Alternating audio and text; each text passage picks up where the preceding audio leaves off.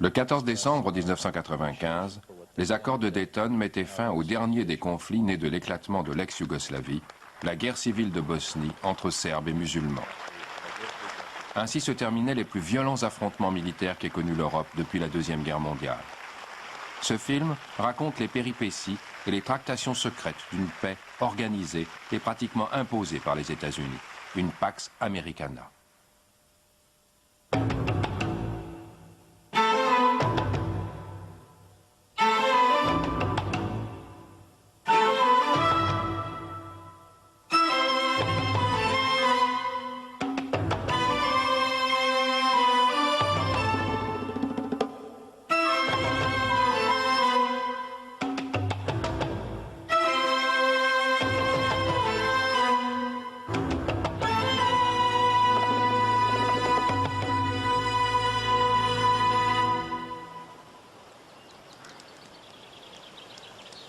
« 25 juin 1995. Des milliers de musulmans sont enfermés dans l'enclave de Srebrenica. Ces ruines sont celles d'un village serbe. La guerre en Bosnie paraît dans une impasse totale.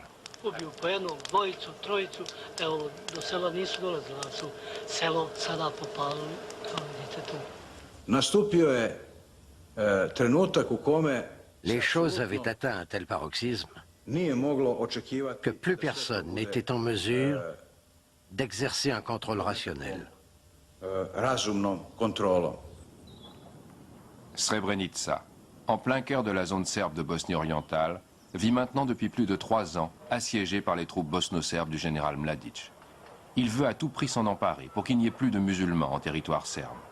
Mais les dizaines de milliers de réfugiés musulmans qui s'y trouvent n'ont nulle part où aller.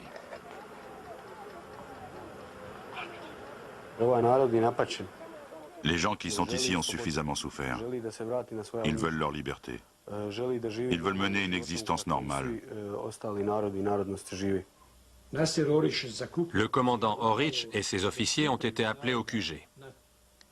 Il était clair que les Serbes préparaient leur attaque contre Srebrenica et il fallait donc leur donner des instructions.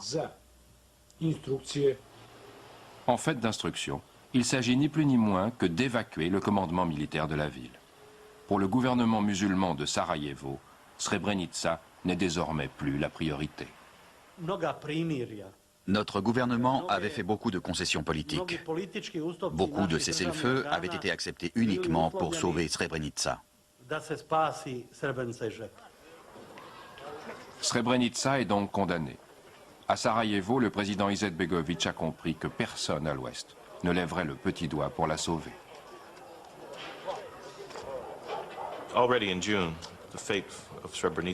Dès le mois de juin, l'avenir de Srebrenica apparaissait plutôt sombre. Nous pensions déjà que l'abandon d'au moins la plus petite des enclaves à l'est en échange de territoires en Bosnie centrale était une des choses envisageables. Début juillet 1995, les Serbes attaquent.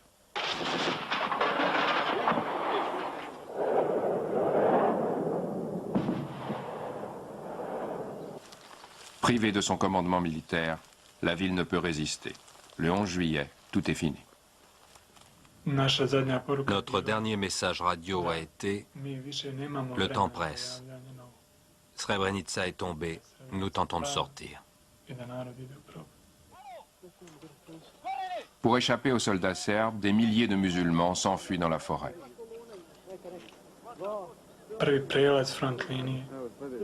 En quittant la ville, nous sommes tombés directement sur un champ de mines. Nous marchions en file indienne. Je mettais mes pieds dans les traces de celui qui me précédait. C'était la seule façon d'éviter les mines. Ils entreprennent ainsi une marche de 60 km dans une forêt qui fourmille de patrouilles serbes.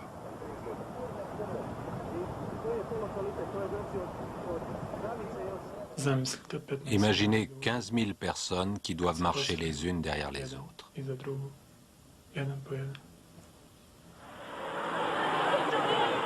Les musulmans qui ne peuvent affronter ce parcours cherchent protection auprès de l'ONU.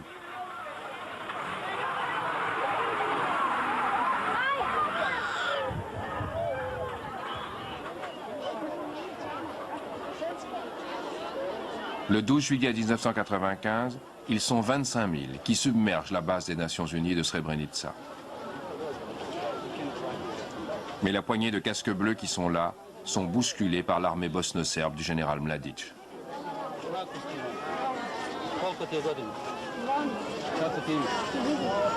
Molim vas, budite veoma strpljivi. Svi koji žele da ostanu, mogu da ostanu. Svi koji žele da napuste ovu teritoriju također mogu. Obezbedili smo dovoljno. Au même moment, le chef des Serbes de Bosnie exécute lui aussi un numéro devant les caméras. Our army is very, very responsible. People, civilians, as well as UN personnel are completely safe and secure. Les Serbes mettent à disposition des bus pour les civils. Mais quand ceux-ci parviennent en territoire musulman, il n'en descend que des femmes et des enfants. Les hommes de Srebrenica ont disparu. Bilo je stvarno strašno dočekati tu noć. Kupe odozdo ljuda koji spavaju, odvode i tamo, tišina je malo, zatim se čuje lavež psa, laju, zatim opet tišina, čuju se kasni meci, pobiju i vraćaju se na drugu stranu, uzimaju opet. La plupart n'ont eu aucune chance. Dans ce champ, 2000 hommes de Srebrenica ont été enterrés.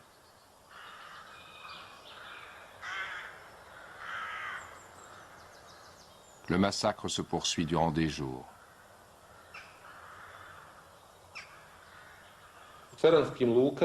Dans un village, nous sommes tombés sur 200 cadavres. Ils avaient été fusillés.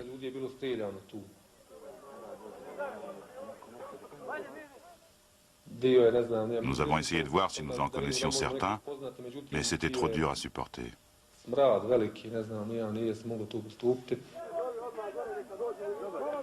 Les musulmans fuyant à pied dans la forêt sont des proies faciles pour les Serbes.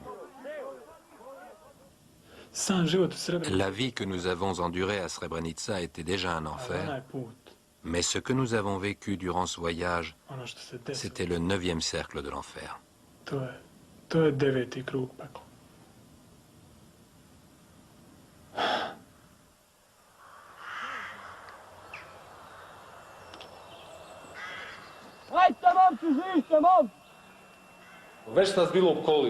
Nous étions encerclés. Ils nous ont bombardés. Ils nous ont tiré dessus au bazooka.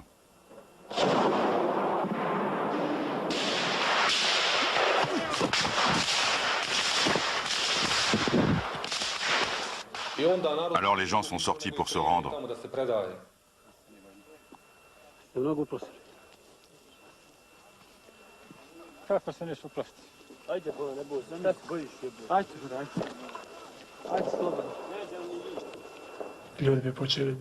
Les gens ont commencé à crier. Ils ont craqué. Ils ont commencé à retourner leurs armes les uns contre les autres. C'est à ce moment-là que les suicides ont commencé. J'ai vu 3 de mes amis se serrer l'un contre l'autre. L'un d'eux a dégoupillé une grenade et ils ont tous été tués.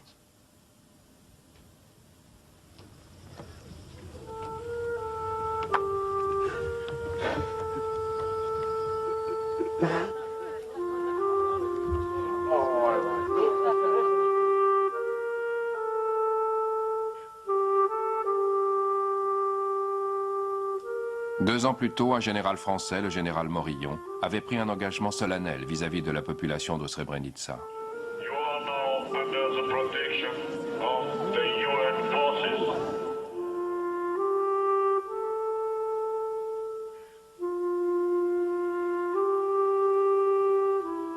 Aujourd'hui, c'est Jacques Chirac, à peine élu président de la République, qui appelle l'ONU à sauver son honneur.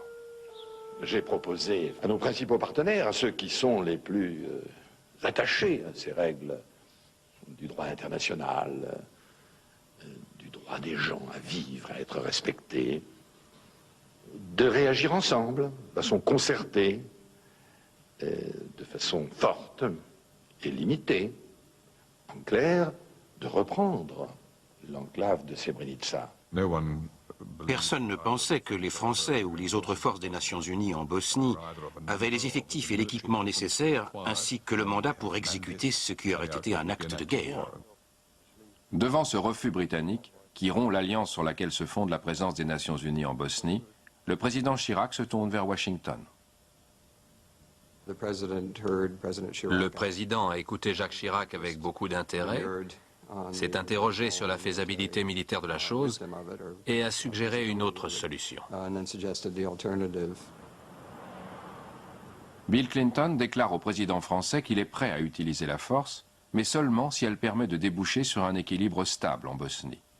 Et il propose un plan basé sur des transferts de population qui, il y a peu, auraient fait hurler à la purification ethnique. Les enclaves musulmanes isolées près de la frontière serbe seront données aux Serbes. Mais en compensation, une grande portion de territoire serbe de Bosnie occidentale deviendront musulmanes.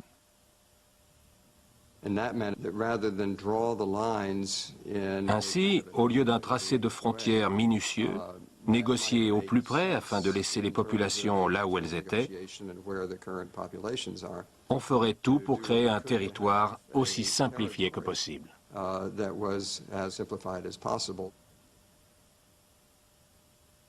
Le plan de Clinton fait le jeu de la Croatie, alliée de la Bosnie.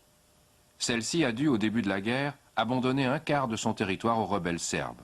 Et depuis 4 ans, son président rêve de le reprendre. Nous voulions montrer notre force et montrer aux Serbes qu'ils devaient négocier.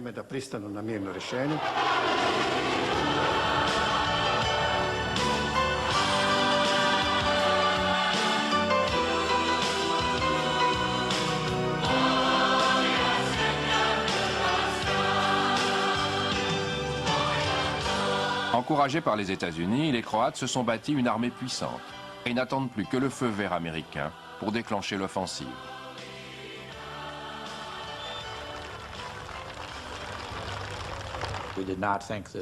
Ce genre d'attaque ne pouvait que générer un grand nombre de réfugiés et un problème humanitaire.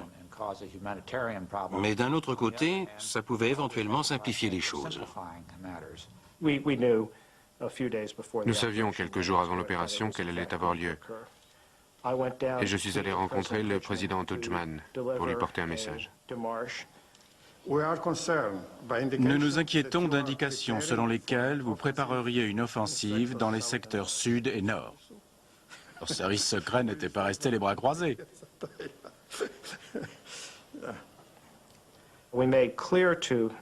Nous avons clairement dit à Tudjman que nous n'étions pas favorables à une action militaire. Ayant reçu ce message, j'y ai sérieusement réfléchi. Mais ça ne m'a pas arrêté. Je savais que nous pouvions gagner.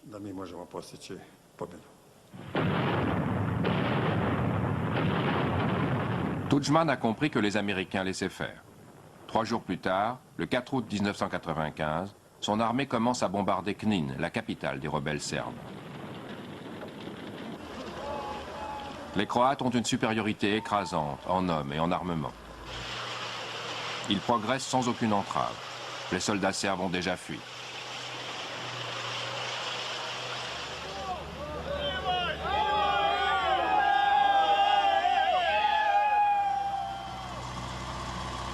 À nouveau, une communauté séculaire se trouve déracinée.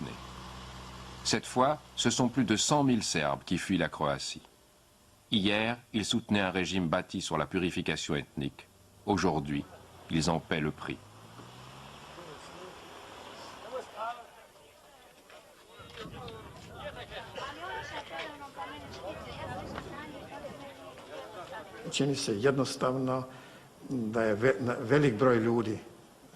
Il semble que la plupart des Serbes aient fait partie de leur milice. Les autres ont été trompés. On leur a fait croire que nous étions des oustachis fascistes. Alors ils ont fui.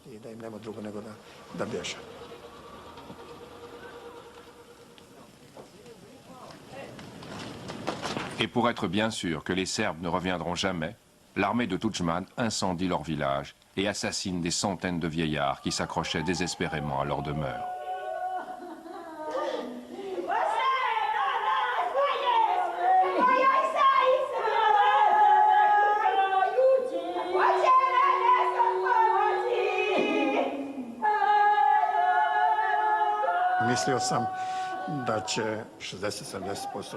Je pensais que 70% des Serbes resteraient et qu'ils verraient par eux-mêmes que la Croatie respecte les droits civiques.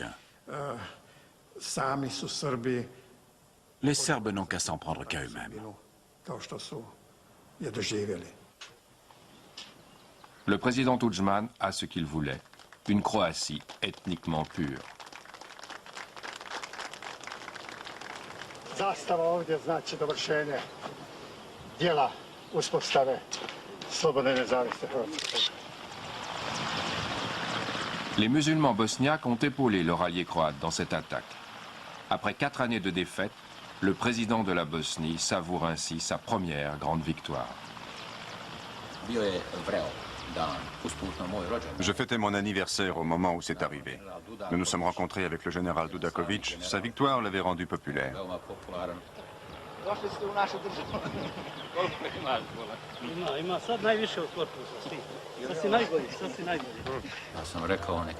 Je lui ai dit, la Bosnie vous félicite, car nous avions conquis beaucoup de territoires.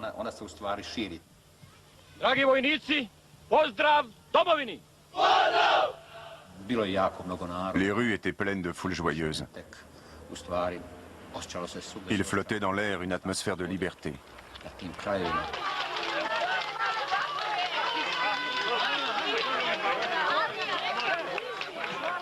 Mais la fête ne dure pas longtemps.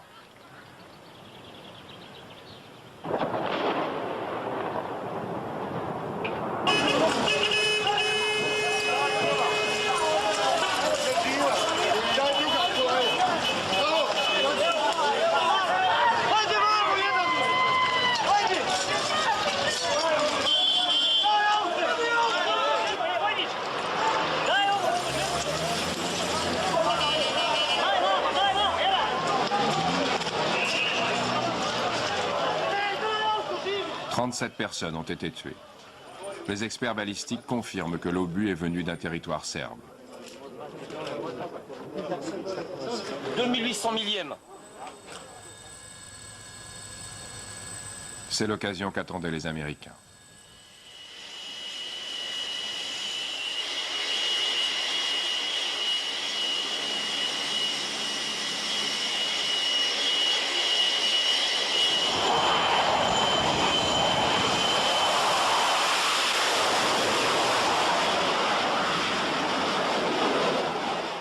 Enfin, les conditions étaient créées d'une véritable riposte militaire et non d'une sorte de bricolage. Une vraie campagne de bombardement, pas un coup d'épingle, pas une bombe ou deux, durant un jour ou deux, mais autant qu'il faudrait.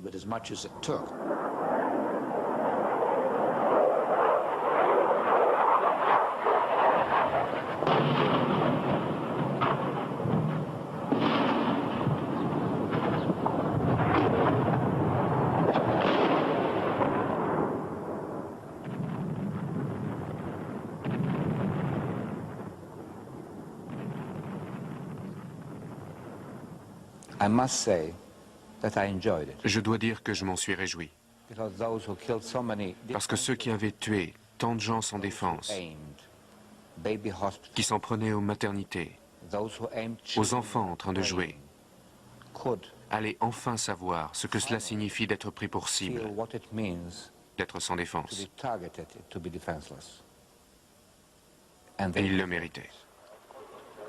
Le bombardement frappe les Serbes de Bosnie, au propre et au figuré. Ce matin-là, ils ont été convoqués à une réunion secrète dans la capitale de Serbie.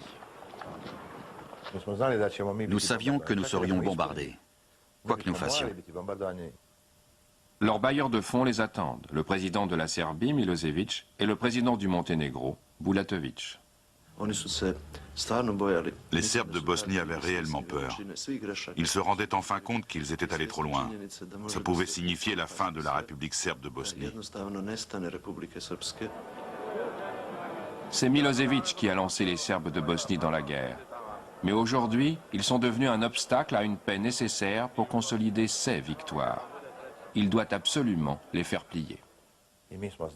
Nous savions que la Serbie ne nous soutiendrait pas éternellement, mais nous devions nous battre jusqu'au bout. Il était impératif de mettre un terme à la guerre le plus vite possible. La manière de le faire importait peu. On aurait pu continuer à discuter éternellement des détails. Milosevic exige que les Serbes de Bosnie lui donnent plein pouvoir pour négocier la paix. Nous étions prêts à imposer un blocus total. Rien ne passerait, pas même l'aide humanitaire. Nous abandonnerions les chefs des Serbes de Bosnie.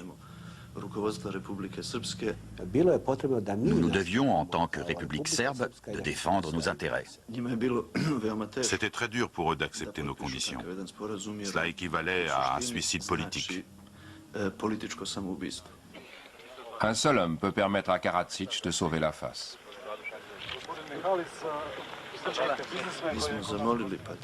Nous avons appelé notre patriarche. Il était la conscience de la nation. Il pouvait être l'alibi justifiant qu'ils acceptent la proposition.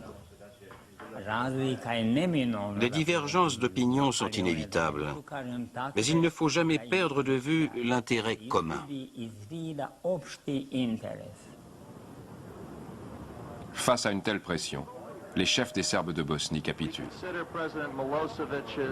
Announcement yesterday that he can now negotiate for the Bosnian Serbs something of a procedural breakthrough.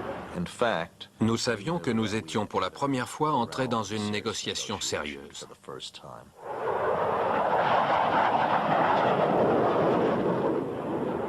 Fort de ce premier succès, le secrétaire d'État américain adjoint Richard Holbrooke entame une navette entre les capitales en guerre. President Clinton has set us here today on a mission of peace in a moment of war.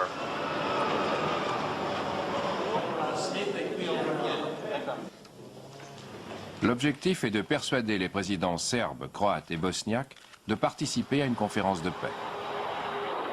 Aux Serbes, il offre la reconnaissance de leur mini-État en Bosnie, qu'ils ont baptisé Republika Srpska. Il y a une Bosnie et elle comprendrait deux parties. Tout le monde était d'accord là-dessus. La concession de Sarajevo était que l'une d'elles s'appellerait Republika Srpska. En échange, il promet aux musulmans que les troupes américaines feront respecter l'accord de paix.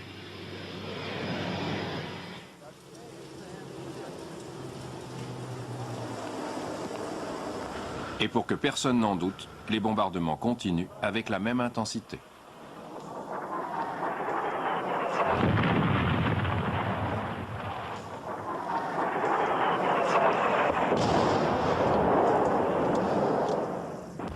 Les avions de l'OTAN ont détruit les communications des Serbes de Bosnie. Ils ne peuvent même plus téléphoner. Le président Milosevic ne peut rester les bras croisés. Il rencontre Holbrooke à Belgrade. Milosevic nous a dit « il faut arrêter les bombardements ». Il mettait en cause la virilité de Holbrooke en lui disant « c'est vous qui avez la charge de ce pays. Vous n'êtes pas capable de faire cesser ces bombardements ?» Holbrooke lui rétorque qu'il faut d'abord que cessent les bombardements serbes sur Sarajevo. Milosevic l'invite alors à en discuter avec les responsables. Milosevic et moi-même avons dit aux Américains qu'ils devaient parler directement à Karadzic et à Mladic.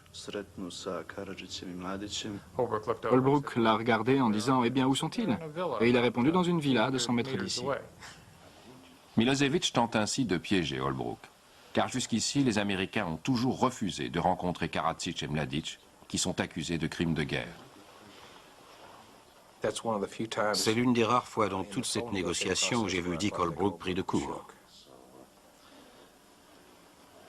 President Milosevic has made some suggestions, and we're going to take a quick break to caucus among ourselves. Et les Américains décident de se renier. Ils acceptent de rencontrer les chefs des Serbes de Bosnie. Nous avons alors dit à Milosevic « une minute, d'abord on fixe les règles du jeu. Primo, pas de dissertation historique, pas de salade. » Quand les responsables bosno-serbes arrivent, les Américains exigent d'eux qu'ils retirent leur armement lourd des hauteurs de Sarajevo. Nous ne pouvions accepter cet ultimatum. Cela équivalait pour nous à la perte de Sarajevo. 150 000 Serbes auraient été massacrés par l'armée musulmane.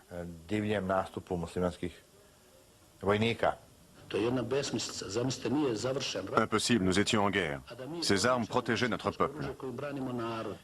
Mladic était de plus en plus furieux et pour finir, il s'est lancé dans un de ses longs plaidoyers à propos du peuple serbe, de la nation serbe.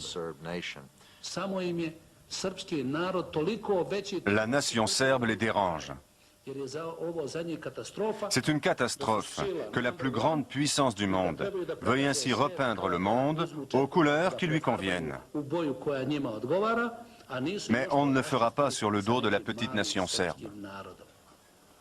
À son tour, Holbrooke pousse Milosevic dans ses retranchements. J'ai dit, Monsieur le Président, vous nous avez dit que nous étions ici pour être sérieux. Si ça n'est pas le cas, nous partons. Et les Américains s'en vont.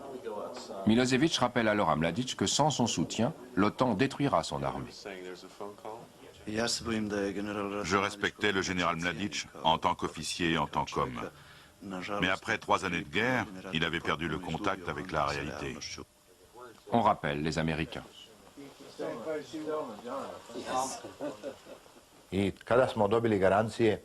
Et quand nous avons obtenu la garantie que les musulmans aussi retireraient leur armement lourd, nous avons accepté.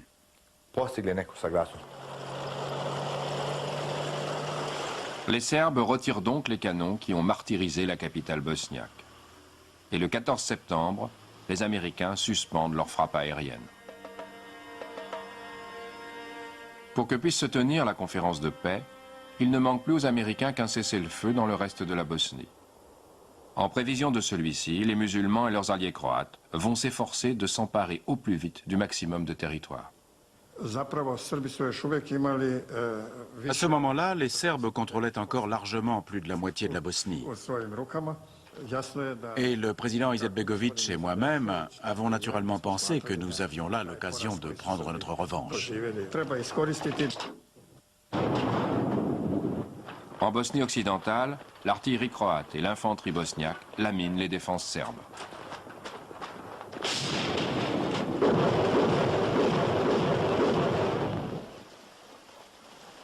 Et les armées conquérantes jettent sur les routes une nouvelle vague de réfugiés vers la Serbie et le Monténégro.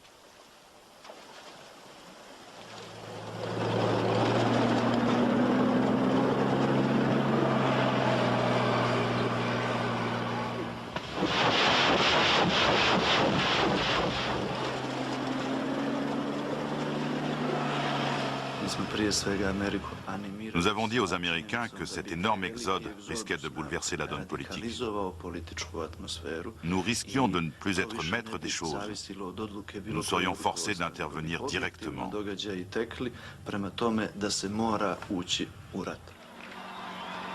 Holbrooke prend la mise en garde très au sérieux. Mais maintenant que les musulmans tiennent leurs morceaux, il va être très difficile de les arrêter.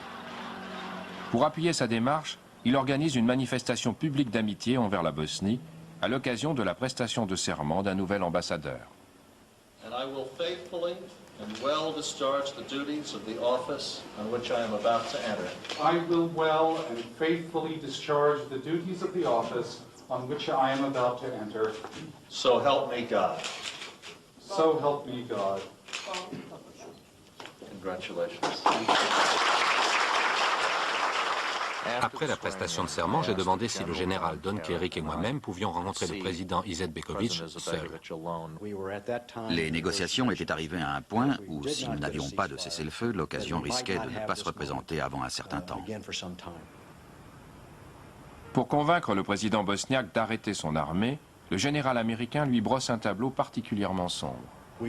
Nous avions peur que les Serbes ne renforcent les zones à Sarajevo et ailleurs, d'où avaient été retirés les armements lourds. J'ai dit, Monsieur le Président, ils pourront alors percer vos lignes, car elles sont trop minces. Notre offensive se déroulait très bien. Et nos généraux considéraient que nous devions continuer. J'ai ajouté, vous jouez au dé le sort de votre pays.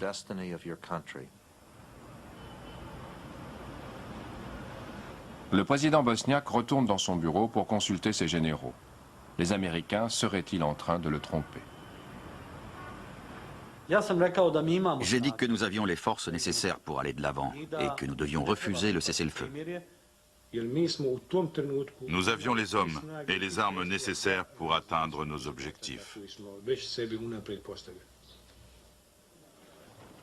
Mais le président Izetbegović ne peut plus compter sur ses alliés croates. Une semaine plus tôt, les Américains ont demandé à ceux-ci de cesser leur offensive. Tudjman s'est fait un plaisir d'obtempérer, car il ne voulait en aucun cas renforcer la position des musulmans. Il n'y a pas de Croates dans cette partie de la Bosnie. Alors pourquoi risquer des pertes? Nous savions ce que cela signifiait, que nous allions devoir nous battre seuls. Nous aurions le monde entier contre nous. Dans un tel combat, la Bosnie n'avait aucune chance. Izetbegović renonce donc, mais prévient les Américains. Il va lui falloir vendre le cessez-le-feu à ses concitoyens. Il m'a dit d'accord, mais nous voulons que l'eau, le gaz et l'électricité soient rétablis. La vérité est que nous voulions surtout gagner du temps. J'ai accepté le cessez-le-feu au bout de 5 jours, car d'abord, il fallait régler le problème de Sarajevo.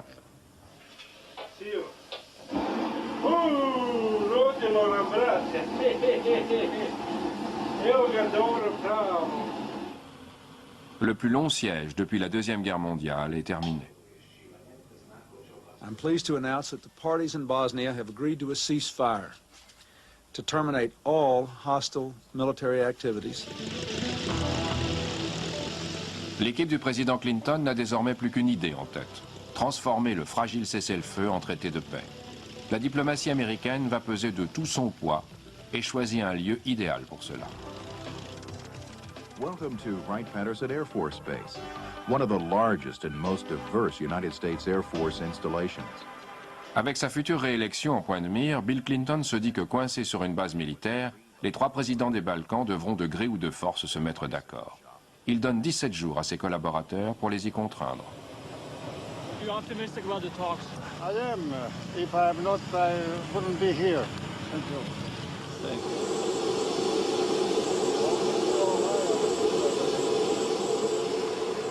Pour obtenir cette paix, les Américains comptent sur un homme qu'ils traitaient hier encore de criminel de guerre. How confident are you the talks will succeed, sir? Come over here. How confident are you the talks will succeed? Well, I'm optimist. I believe the talks will succeed. We attach the great importance to peace initiative of the United States. On behalf of President Clinton, I welcome you to the start of these historic peace talks. If we fail, the war will resume, and future generations will surely hold us accountable. And then I walked Et puis je around suis allé vers l'autre extrémité de la table, là où on les avait soigneusement installés, et je les ai en quelque sorte poussés les uns vers les autres et pressés de se serrer la main, ce qu'ils ont fait. Izetbegović sait que ces discussions vont entériner la division de son pays. Il a déjà accepté de partager la moitié de la Bosnie avec son dangereux allié croate, l'autre moitié devant aller aux Serbes. Au début, on nous a remis des cartes tout à fait inacceptables. J'ai alors dit qu'ils n'avaient pas dû faire tout à fait attention à toutes nos victoires. Dès le départ, Izetbegović a demandé à Silačić, son Premier ministre, de mener la négociation. We cannot survive the 17,000 children dead in Bosnia. But we can get some justice here, and that justice means a fully functional Bosnian state. Integrity, sovereignty, justice, democracy. Thank you. Okay. On bâtit donc un nouvel État bosniaque. On dépouille le gouvernement central de pouvoir pour les transférer à la Fédération croato-musulmane et à la République serbe de Bosnie. Officiellement, personne ne veut que ces lignes de cessez-le-feu constituent les frontières définitives. Mais à chaque fois que quelqu'un veut y toucher, c'est le blocage.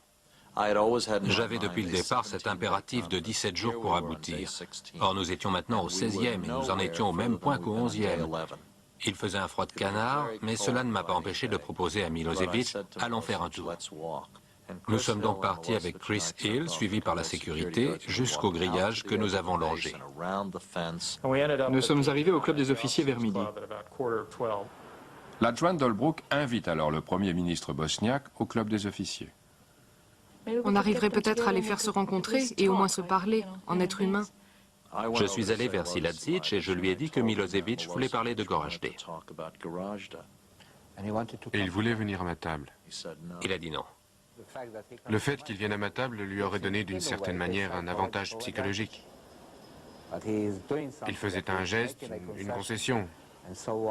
Alors j'ai dit non. C'est moi qui irai à sa table. On a nos coutumes dans les Balkans. Ils ont commencé à discuter en serbo-croate. Et Milosevic disait « Mais Haris, qu'est-ce que vous voulez ?» Ce qu'il demande, c'est la sécurité pour Goražde, la dernière enclave musulmane en Bosnie orientale.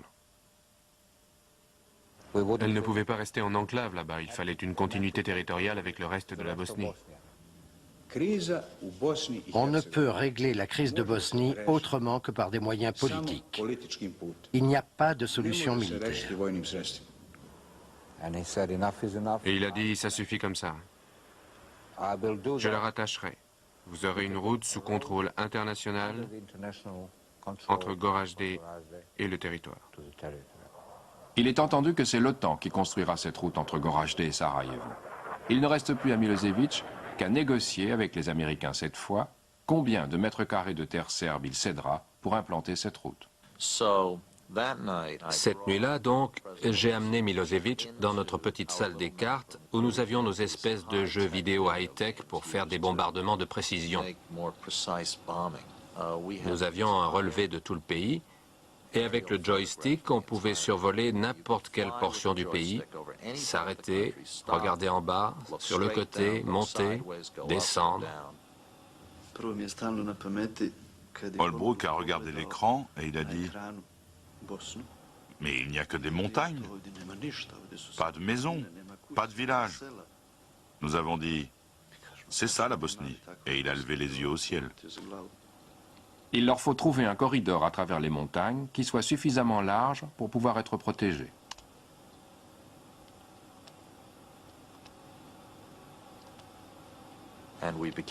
Et nous avons commencé à faire survoler à Milosevic tout un trajet à travers les montagnes entre Goražde et Sarajevo, susceptible d'être aménagé.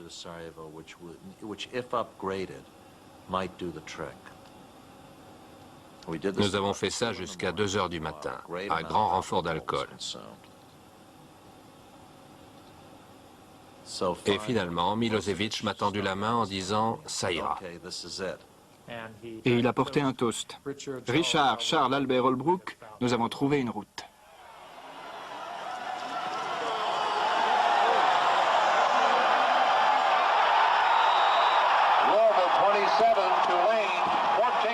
Les Américains sont résolus à tout boucler pour le Thanksgiving, à peine une semaine plus tard. Mais les musulmans ne sont d'humeur à aucun compromis.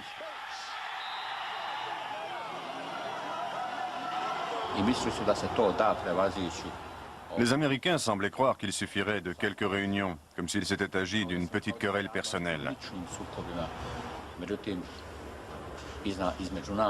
En réalité, il y avait entre nous des montagnes de cadavres. Il faut donc arracher l'accord des Bosniaques. Pour les convaincre, on avait préparé 2 grands tableaux qui dressaient la liste de tout ce qu'ils obtenaient. D'abord, plus de territoire. Il avait été promis à la Fédération croato-musulmane 51% de la Bosnie contre 49% aux Serbes. Mais le tableau de Warren Christopher montrait qu'avec le couloir de Goražde, ils étaient bien au-delà des 51%. Nous l'avons montré à Izetbegovic pour le pousser à accepter le marché. Ne laissez pas passer cette occasion. En haut de l'un des tableaux, il y avait en gros caractères « La Fédération obtient 58% du territoire ». Et en partant, il a laissé le tableau dans la chambre du président Izetbegovic, entre le divan et la table de nuit. La seule chose qu'on voyait quand on était assis dans la chambre, c'était que la Fédération avait 58%. Et puis Milosevic est venu rendre visite à Izetbegovic. Et il a vu ça. Milosevic, lui, ne trouve pas ça drôle du tout. Il se rend immédiatement chez la délégation américaine. Il a fait éruption en disant « Je ne savais pas que j'abandonnais autant de territoire ». J'ai dit « Vous m'envoyez navré ». Et il a répondu « C'est 51-49 et rien d'autre ». Holbrooke n'a pas le choix. Il donne aux deux parties jusqu'à minuit le lendemain pour parvenir à un accord sur une carte à 51-49. Mais les musulmans refusent d'abandonner ne fût-ce qu'1 cm² de terre tant que leur principale revendication n'aura pas été satisfaite. Depuis le début, leur délégation n'a cessé de marteler que les Serbes devaient quitter tous les quartiers de Sarajevo qu'ils contrôlent. Et cela ennuyait beaucoup la délégation serbe, car elle espérait diviser Sarajevo entre ce qu'ils appelaient une Sarajevo serbe et le reste de la ville. Les principaux dirigeants bosno-serbes accusés de crimes de guerre ont été interdits de négociation, mais un de leurs représentants est autorisé à plaider leur cause. Nous voulions seulement pouvoir contrôler les municipalités des zones serbes et notre police. C'était évidemment impraticable et nous ne pouvions être d'accord. Krajišnik est allé vers les cartes, a tapé du poing dessus en disant « C'est là que je vis », en pointant le doigt sur une ferme qu'il possède à Ivica. Et jamais je n'y renoncerai. Et 6 heures plus tard, ils avaient pratiquement relancé la guerre. Milosevic dit alors à Holbrooke qu'il se charge de régler ça. Et il fait aux négociateurs musulmans une offre stupéfiante. Il a dit « Vous méritez Sarajevo parce que vous vous êtes battus pour elle. Et ces lâches vous ont tués depuis les collines. » Il parlait des Serbes bosniaques.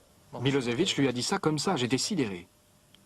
Mais il devient vite évident que le président serbe attend quelque chose en échange. Siladzic m'a dit que Milosevic exigeait la ville de Brčko. Brčko est littéralement à la charnière des deux parties de la République serbe. Elle permet aux musulmans, le cas échéant, d'empêcher toute nouvelle agression serbe. Le président Izetbegovic enjoint à son Premier ministre de se montrer très ferme là-dessus. J'ai dit à Siladzic, notre peuple attend de nous que nous lui assurions la paix. Mais il sera rayé de la carte si le prix en est Brčko. Le Premier ministre bosniaque revient donc avec une contre-proposition d'Izetbegovic sur Brčko.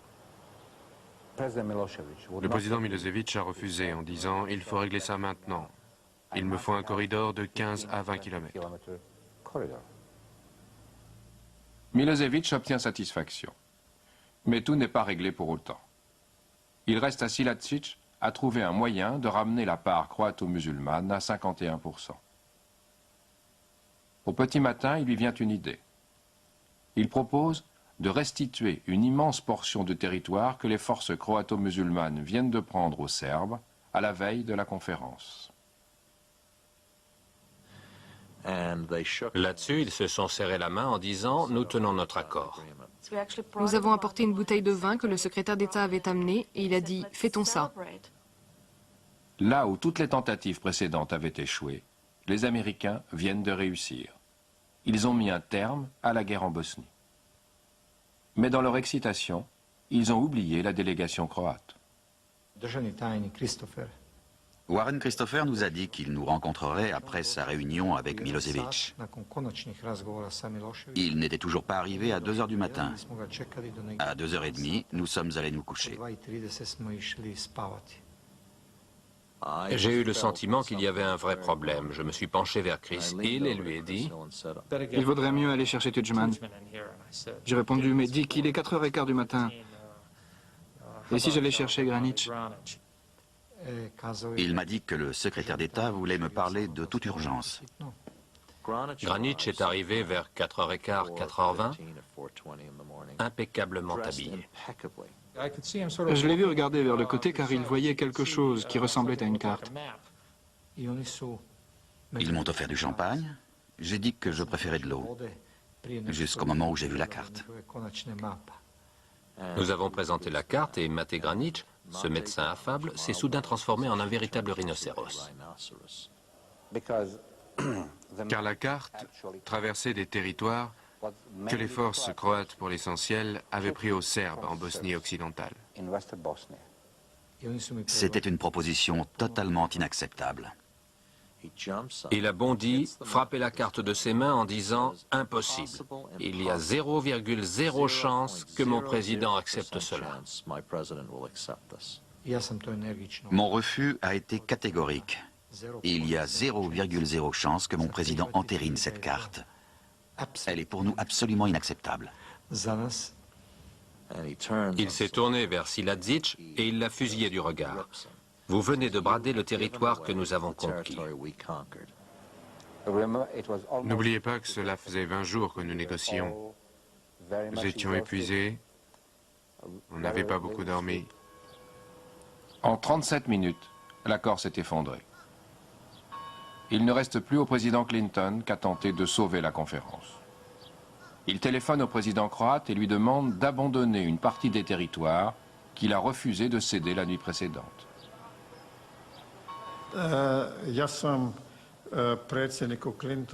J'ai dit au président Clinton, « Cher président, je l'ai déjà fait. »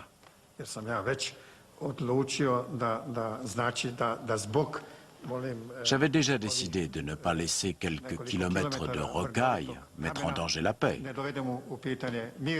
Mais, a-t-il ajouté, je ne le ferai que si les Bosniaques renoncent également à une partie des terres qu'ils revendiquent. À 22h30, Warren Christopher est venu me trouver. Il n'a pas voulu s'asseoir. Il m'a dit « Je veux votre réponse définitive dans l'heure. » J'ai un peu perdu mon sang-froid avec lui. On m'a dit que j'avais crié, c'est sans doute un peu exagéré, mais je parle si doucement d'habitude que quand j'élève le ton, ça s'entend. Notre réponse a été « Nous renonçons au pourcentage, mais nous n'abandonnerons pas Brčko. » Et il exige que Brčko, cédé aux Serbes la nuit précédente, fasse l'objet d'un arbitrage. Je lui ai dit qu'on avait atteint la limite et que je ne négocierais rien d'autre pour lui.